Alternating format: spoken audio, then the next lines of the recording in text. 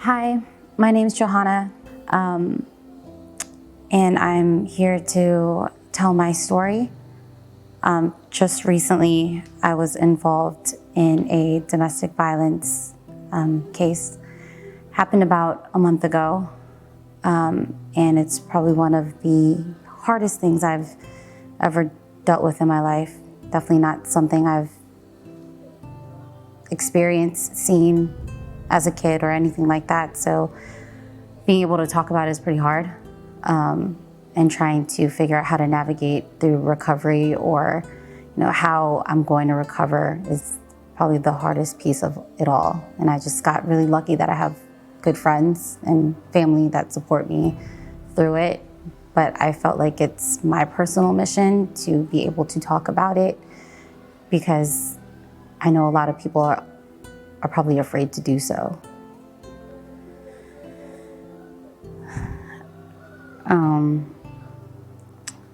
I don't know where to go from here or where to start. Would you be able to share with us a little bit of what happened? Yeah, so it was a Friday night.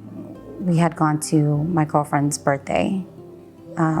Before the party even happened, I made a comment to my ex-boyfriend to please don't get drunk. And the reason why I prefaced the evening like that is because he's been drunk before, and it's never been a good situation for either one of us.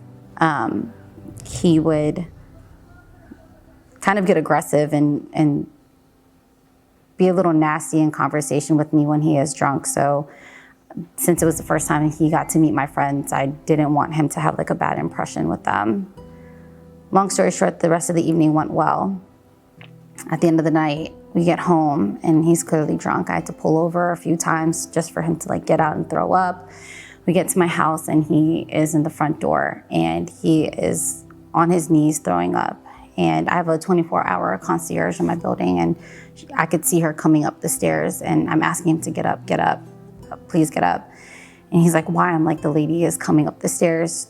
She's gonna yell at us if she sees you throwing up here. So he finally gets up. We go to my apartment. We get inside, and I'm helping him get ready for bed.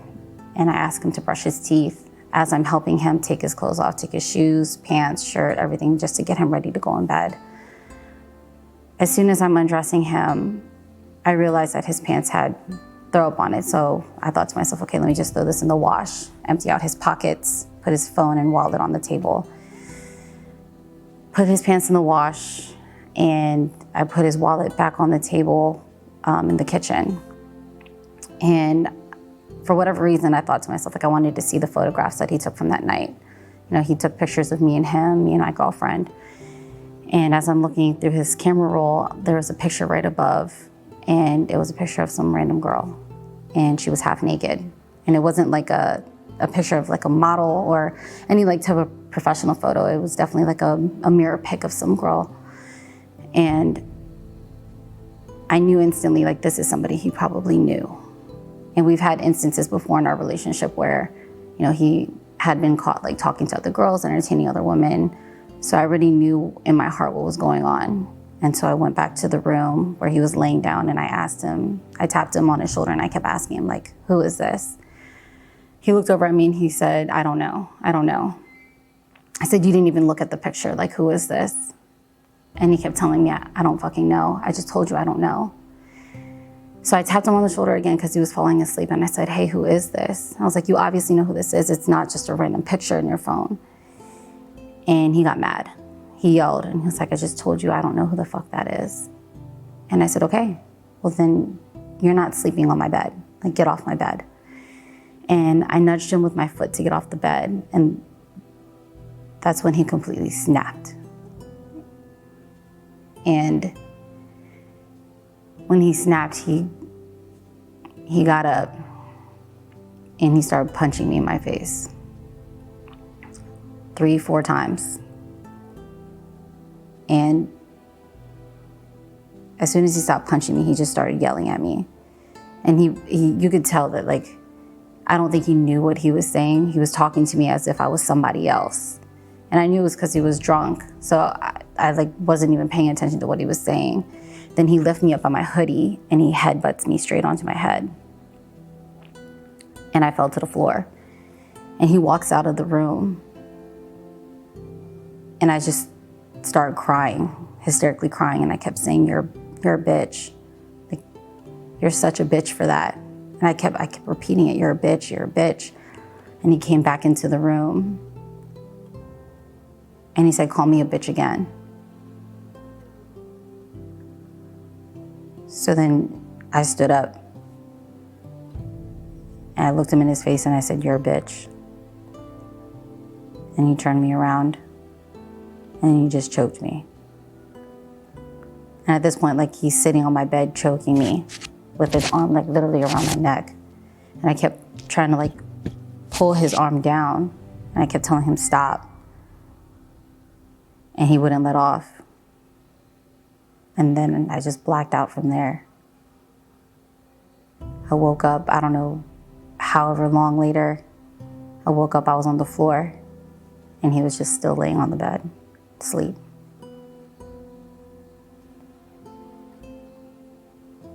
I went into the bathroom and I just cried. Right after, I just cried. I looked at the time and it was like time for me to get ready to go to my friend's wedding. So I started getting ready and I just didn't think about it. I didn't acknowledge it. And I left and I went to my friend's wedding. And I think the hardest part is the fact that like I still don't know how to deal with it. Like I don't know how to come to terms with what happened. I still just, for whatever reason, it's nonchalant for me. Like I just, whenever somebody asks me, like, are you okay? I'm like, I'm fine. So, I don't know. To me, I feel like it wasn't that bad. But then when I ask other people, they're like, no, that's bad. I haven't had any like outlets to talk to people about it other than my friends, my closest friends and my family. But even then, like, they haven't even gone through anything like that either. So they don't really know how to like help me or what to say to me. It's always just like, it's okay, you're gonna be okay, you're strong. You know, the typical things that people tell you when you go through stuff like that.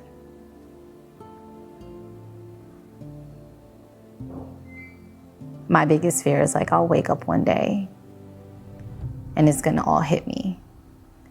And I'm gonna be sitting there. I don't know if I'm gonna be sad. I don't know if I'm gonna be angry. But what I do know is the day that it hits me, I'm not gonna be the same again.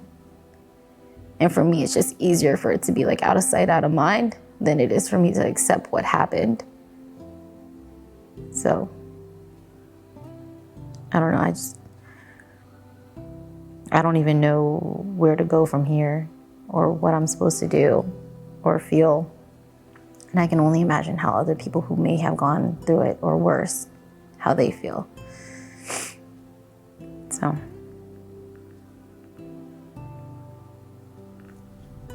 Sorry. Do you forgive yourself?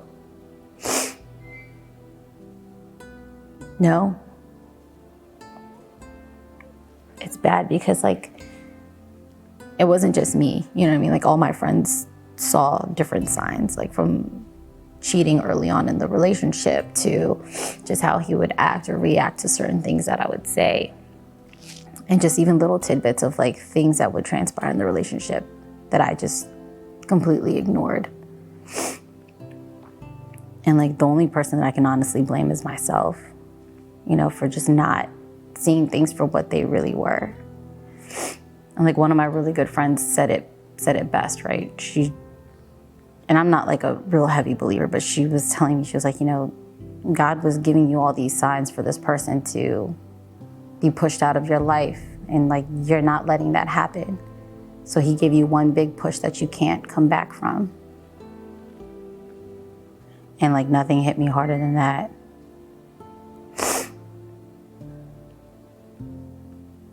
But I'm trying to forgive myself. I just don't know how.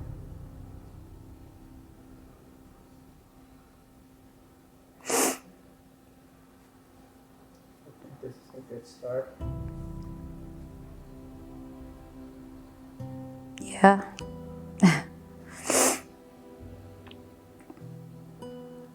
It's definitely tough. So why did you decide to put this on film? Because I've always been a silenced voice. I've always had a voice, but I just never really spoke up on anything. You know, and I've been through a lot of things in life, like I'm sure a lot of people have. But this is one of those things where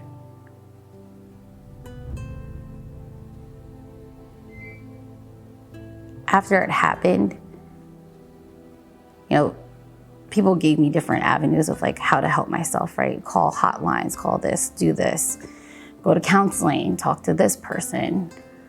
And none of that really helped. Like I've called like a domestic hotline, spoke to them for hours. I've sat on the phones with my friends. I've hung out with my friends and gone out. I've tried to distract myself, you know, to help with my recovery. But none of that really did anything for me.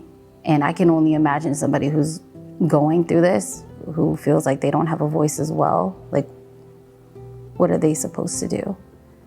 Because everybody else that they talk to probably hasn't gone through it either.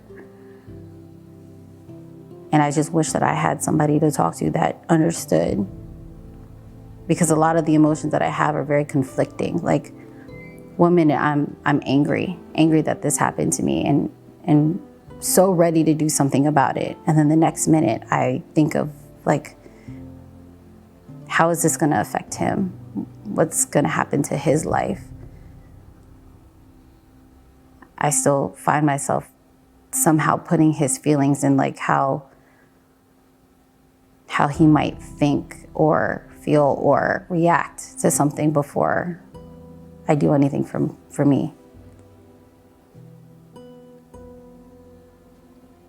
And I feel like a lot of people deal with that when going through something like this, just very up and down, conflicting feelings. And like by me doing this, it's kind of like that push for me. Because now once it's out there, I can't take it back.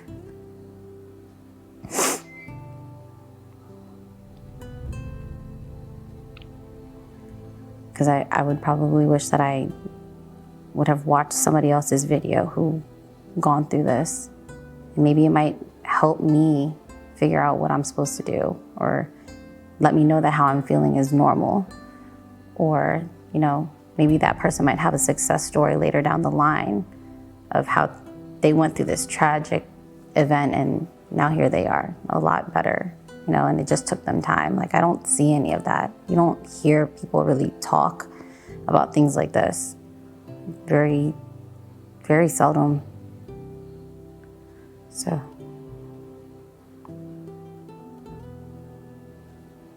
To anybody out there that may be going through a situation like this and they find themselves pushing it aside and blaming themselves and justifying the other person's actions over and over and over again, what would you say to them?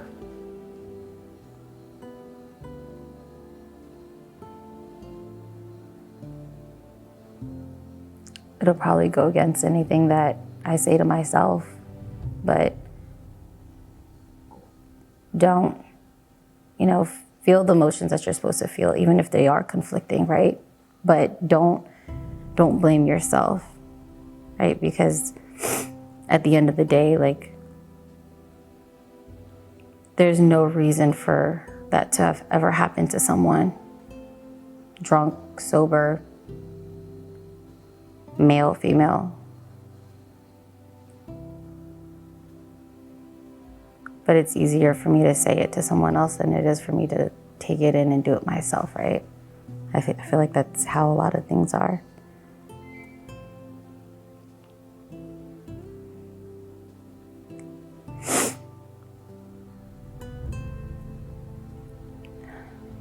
Walking away from this video, what's one thing about you that you can leave behind on this particular film, in this video? So that tomorrow you wake up with a breath of fresh air.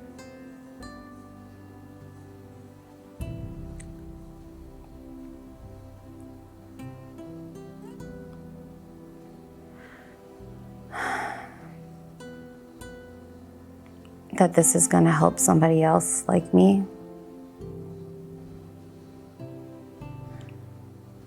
To let them know that like they don't have to be quiet either. Like they are allowed to have a voice. They're allowed to speak up. And regardless of however somebody's going to look at this video and think like I'm an awful person or that I'm doing this for attention or whatever, it's okay for them to speak up because there's somebody else that's going to benefit from it. I think that was my biggest fear was, being judged for speaking out loud. But I don't think that anybody should ever be judged for having something like this happen to them when they didn't have any control.